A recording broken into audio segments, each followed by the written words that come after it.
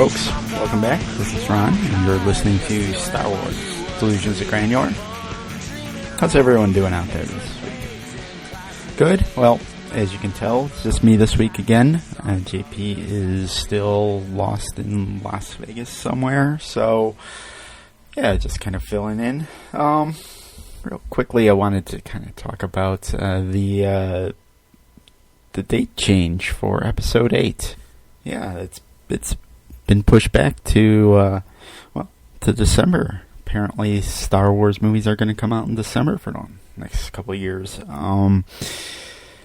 It's I see hearing some people talk about this on the internet and saying that this might be a bad thing, that there's rewrites happening, and this is maybe a bad sign. And just kind of wanted to give my two cents on this. First of all, I don't think it's a bad thing. I think that Disney taking their time with these movies is a good thing, and let them take the time that they need to develop these things the right way. Also, if we look back on the writing for Episode 7, The Force Awakens, before we even knew it was The Force Awakens, Michael Arndt was writing it, and there was a little bit of controversy there as well. He was taken off of that project, and we got Kaz in, and JJ kind of writing the script. But as we found out when the movie came out, Michael Arndt still got credit. So yeah, I don't think this is anything really to get kind of all upset about. These things kind of happen in Hollywood all the time, and I don't think it's necessarily a bad thing. I've even heard rumors that they're tweaking the script because the new cast was so popular in The Force Awakens that they wanted to kind of capitalize on that. So like I said, this is all kind of a in motion thing, and not to worry. I don't think there's any red flags to be thrown out just yet for this. But we're still getting Rogue One at the end of this year, so that'll be exciting. I can't wait to find out when we're gonna find we'll see something real on this, right? I feel like we're a little bit behind the times on this, behind schedule, since when the first thing we saw for The Force Awakens was over a year before it came out. But then again, that was kind of establishing the whole franchise again, reestablishing it. So I don't know. I'm thinking maybe by April we'll see something real for Rogue One. But until then, I guess. As I talked about last week, we have Rebels, right? I'm not going to get into that again, folks. But what I did want to talk about this week was I wanted to go back to The Force Awakens because, I've seen the movie now 5 times. I think I've gotten it out of my system. I don't think I'll be going back to the theater to see it for any more times. But on the 5th time, I noticed a couple things, and just kind of wanted to point those out. I haven't really heard a lot of people talking about this, and I thought, well, this is something. So, first of all, I don't want this to sound like I'm bashing the movie at all. Again, you can always go back to our review of the movie and our take on it, and high praise all around. But did want to kind of point out some things that I noticed were a little bit of some continuity problems that I noticed at the end of the movie, and I think it's due to the fact that they did actually cut some scenes from this movie, and like I said, on the 5th time around, I kind of noticed those things. There's a little bit of continuity problem, especially when our gang is at Starkiller Base. We got Han and Chewie and Finn running around, and they run into Rey, who's kind of escaped on her own, and there's a little bit of just kind of looking at this with a fine-tooth comb, or granular, so to speak.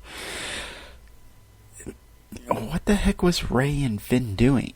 Like, what's based on the events that we see in the movie?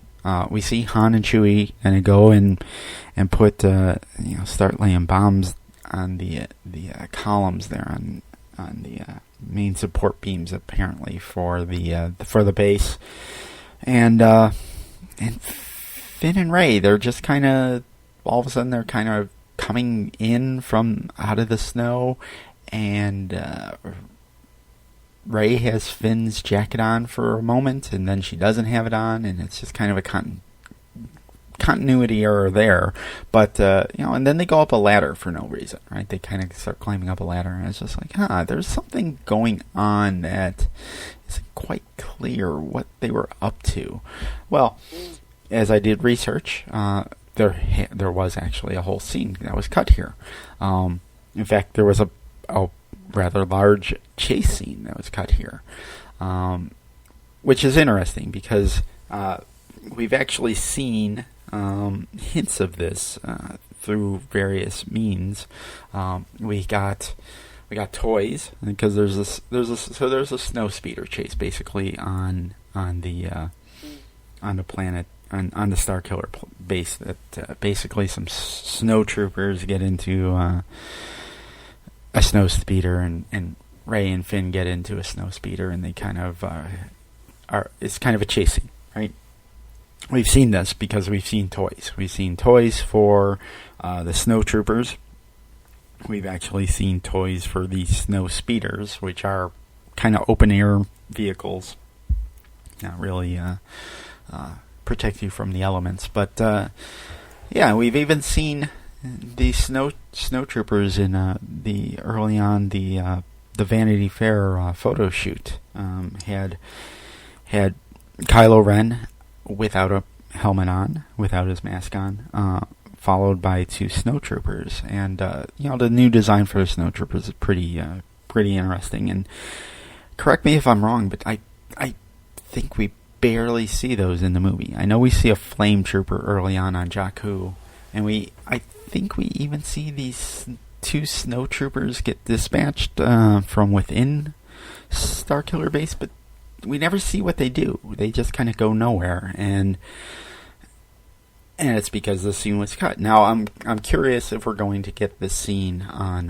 when the Blu-ray comes out or not. I believe that it was actually shot. I'll be curious to see how far they went with the effects on this, and it is in the novelization as well. It's a brief scene, but there is a key moment where Rey makes the observation that snow is cold. She's not used to that, and kind of reminded me of the infamous line in Attack of the Clones, where Anakin is complaining about sand and how it's coarse and dry and he hates it. And I wanted to bring that up because not Anakin and his hatred of sand, but just kind of this scene in particular is how it kind of mirrors the original trilogy a bit. And it's kind of sad that it is cut out because I'm well aware of the criticisms that this movie's gotten now. It's a very much kind of a remake of A New Hope. But this whole idea of Finn and Rey getting into a snow speeder and kind of distracting some troops while Han and Chewie get into the base, that seems like a very familiar scene to me. And got to go back to Return of the Jedi in this, when the Ewok, he kind of takes it upon himself to jump on a speeder bike and distract some of the biker scouts, and leaves Han to basically take care of the last remaining scout trooper and get into the bunker there on Endor. So I was like, this is again another mirror to the original trilogy here, and it's from what I gathered from the book, that's really what the scene is about, is basically Finn and Rey distracting these troops so Han and Chewie can sneak in, and we get like I said, we get a little bit of a glimpse of this in the movie. We get Han basically kind of pointing out that Rey does a good job of kind of taking care of things, and all of a sudden a door magically opens for them. I assume that that's part of what got cut here is Rey kind of taking care of that door. In fact, maybe it was in the movie where she kind of pulls a fuse or something. But anyway, so this is one of the scenes I wanted to kind of mention because I hadn't really seen it talking anywhere else. And like I said, we've seen toys and we've seen photos, and I don't think it hurts the movie, but it did leave me scratching my head on the fifth time around. It's like, what is Rey and Finn really doing? Third act, they didn't really have a lot to do there until, of course, the big moment, and then they have to fight Kylo Ren. But at this point in the movie, they didn't really have a lot going on, and I don't think the scene, the movie, it still makes sense. I don't think it's that big of a distraction that you kind of don't know what's going on. But it would have been nice to see a little chase scene in there. But I'm sure JJ cut it for just kind of tighten up the film. So anyway, going kind of backwards here, the other cut scene that I wanted to talk about. This one has made a little bit more of a blip on the old interwebs. This involves Maz and her castle.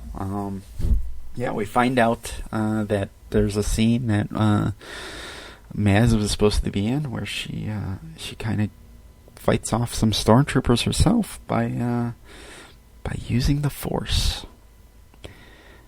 And I don't even know what to make of that. But let's back up for a second, because we do see so basically, Maz, the whole scene was supposed to be, they're kind of in the basement, her, Han Solo, Chewie, Finn, I believe at this point, and they're kind of going through the tunnels underneath the castle, and some stormtroopers come upon on the team, and Maz uses the Force to basically drop the ceiling on these stormtroopers. And I think we see a little bit of this in the movie left in, because there is a scene where we basically see Han and Chewie kind of coming out of rubble from the castle, and I can only imagine that this was basically them coming from underground, where they were just moments before with Maz, kind of taking care of these stormtroopers. But so many things to talk about with the scene. So let's go with the obvious here. So Maz at one point was going to be a Force user. And she does make mention of the fact that she knows the Force, but she is not a Jedi. And I wonder, sounds like they may have wanted her to be some type of Jedi or Force user in this. And that, to me, I don't know if that'll play forward in the next movies or not, but making her a Force user just seems to really complicate the plot, since in the crawl we find out that Luke is really the last Jedi still, and everyone's kind of out to find him. And if we here we have Maz, who's kind of been around for at least 1,000 years, according to Han Solo, because she ran this castle / cantina for 1,000 years. If she's been a Force user this whole time, or dare I say it, a Jedi, wouldn't somebody kind of be after her as well? Wouldn't that be kind of an issue? Hello? Maybe? I don't know. So I'm kind of glad that they didn't make her into a full-fledged Jedi, and they actually kind of point out that she doesn't know the Force. Well, she knows of the Force, but she doesn't use it. So like I said, I think if they had left that in, or left her plot element in this, that she was a Force user, would just have, I think that would have caused a lot of problems for the fans, and those of us that like to pick things apart would probably have had a huge issue with this. But also, let's just talk about Maz and where she ends up in this film, because basically, she kind of hands off the lightsaber to Finn in that basement area, which is probably the scene prior to the stormtroopers coming in and Maz dropping the roof on them. But we don't see her again. Like, did Maz survive? Well, that's why I want to know. Like, what do you folks think? Did Maz actually survive this? We know that another cut scene in the movie, something we got in the trailer, was Maz basically handing Luke's lightsaber to Princess Leia, or what we assume to be Princess Leia from the trailer. We know that that's been cut, and that Maz really didn't make it off of her planet. So yeah, did Maz survive this movie? I don't think that was even mentioned in the book, the novelization. Like I said, I read that, but yeah, I'll be curious. It'll be curious because it seems like they're really, if they did kill her off, they're really blowing through some heavy talent in this movie. We got Laura Santeca at the beginning, played by Max von Sydow, killed immediately, and here we have Lupita Nyong'o also possibly killed off. And it's like, well, you're bringing in big, heavy names, Oscar winners and all, and you're still killing them off. So I'll be curious about that. I'll be curious if Maz survives, and if she does survive, what is her role really in this? Is she a Jedi? Is she a Force user? Is she this trilogy's answer to Yoda? Seems like maybe, but I don't know. Okay, so finally, the last thing I wanted to bring up with the scene is another ring theory thing here, right? Maz kind of bringing down the house on some stormtroopers, and that reminds me of a scene that was also cut from Empire Strikes Back, where we have C-3PO kind of running away from some snowtroopers in Echo Base there, and he pulls a sign off of a door that had kind of wampas, and it was kind of a warning, and stormtroopers go in there and get attacked by wampas. And this scene, if it had been in the movie, that kind of reminds me of that, of just kind of the underground tunnels, taking out stormtroopers in whatever way, using the elements at hand. So apparently, so looks like our even our cutscenes in these movies have a bit of a ring theory to them. So that's those are the two big scenes I wanted to talk about this week. I thought that those were interesting. I haven't heard a lot of people talk about this. I know there's a lot of concepts floating around out there that people have been talking about, and maybe that's another show, a topic for another show. But we'll get to that in all in good time. But these were the ones, like I said, on that fifth viewing that really just kind of stuck with me, and it's like, what was going on there? So anyway, folks, if you would know of any other scenes that were cut from this movie that kind of stuck with you, what was going on here, give me a buzz. You can always find all of our information, all of our episodes, past episodes, JP and myself, or even our resident reviewer, Steve Sheave. We're all recording at different times nowadays, and you can find all of our episodes at delusionsofgranular.com. That's GRANULAR.com. There you can also find links to our Facebook and Twitter pages, facebook.com/SWDOG, or on Twitter at SWDog77. And if you want to participate in the show, give us some feedback, or give us topic ideas, give us criticisms, tell us we don't know what we're talking about, whatever. You can always call or email us. Call us on our hotline. We do not pick up the phone, but we definitely listen to our messages. That would be 651-337-9364. That's 651-337-9364. Or drop us a line on the old email at swdog77@gmail.com. And we promise to definitely check our emails and get back to you as quickly as we can. You can also drop us a line on Facebook. We try to respond to people there too. So I think that's about it, folks. As always, if you've been listening to this podcast, I appreciate you finding us there on iTunes or maybe even Stitcher. But if you found us in any other ways and are looking to subscribe to the show, you can always subscribe to us through iTunes or Stitcher. So there you have it, folks. We'll be back later on this week, I believe. She has a review of the second Obi-Wan comic one-off that Marvel has done for the Star Wars series. But until then, I'll be back talking with you next week. Maybe I'll even find JP. JP, where are you? Alright, folks. Until next week, stay green.